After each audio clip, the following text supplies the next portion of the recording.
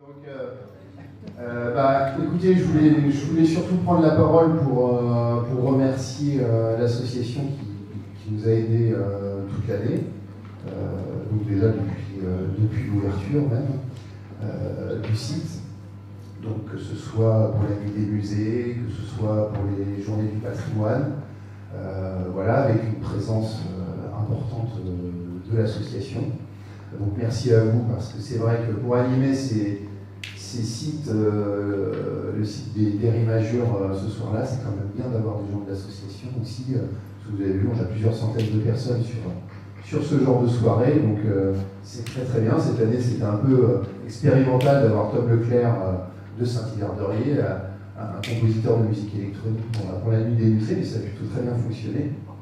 Donc je voulais vous remercier parce que aussi la réussite de on peut déjà parler d'une réussite, puisque pour ceux qui ont vu l'exposition ce matin, on sait que ça va marcher, on sait qu'on va faire une belle saison sur cette exposition. Une belle saison, ça veut dire quoi aussi? Ça veut dire aussi que les écoles et les établissements scolaires ont eu vent du contenu de l'exposition. On sait déjà que toutes les écoles, que les collèges, que le lycée, tout le monde va passer au Rimagures pour faire de la médiation. Donc merci à vous. Merci aux prêteurs, au coup de main. Un remerciement particulier à Pascal, parce que Pascal il est là tout le temps. Sans lui, ça aurait été beaucoup plus compliqué, voire plus. Donc un remerciement spécial à Pascal et puis à toute l'équipe qui vous entoure. Bravo.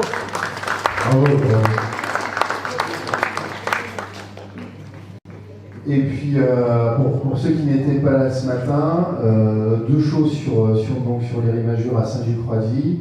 Donc la première, pour cet hiver, puisqu'on sait déjà ce qu'on aura comme exposition en résidence en début d'année, puisque nous travaillerons donc, avec le Fonds régional d'art contemporain. L'artiste en résidence commencera à travailler avec les scolaires à partir de novembre. Et donc sera là à peu près jusqu'au mois de mai.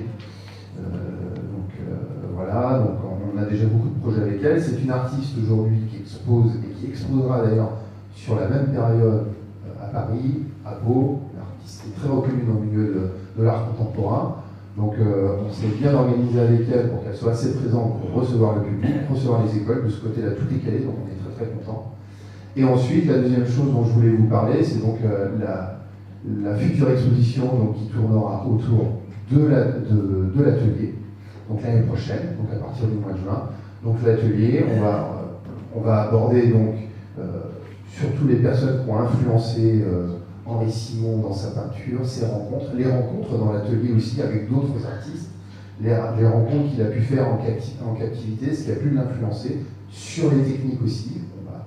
On va parler des techniques, peut-être beaucoup des autres peintres qu'il aura croisé pendant sa vie. Voilà, ça sera le thème pour l'année prochaine. Merci Jérôme, merci de votre venue. Et je sais que ton temps est peu disponible, et c'est très gentil d'être là.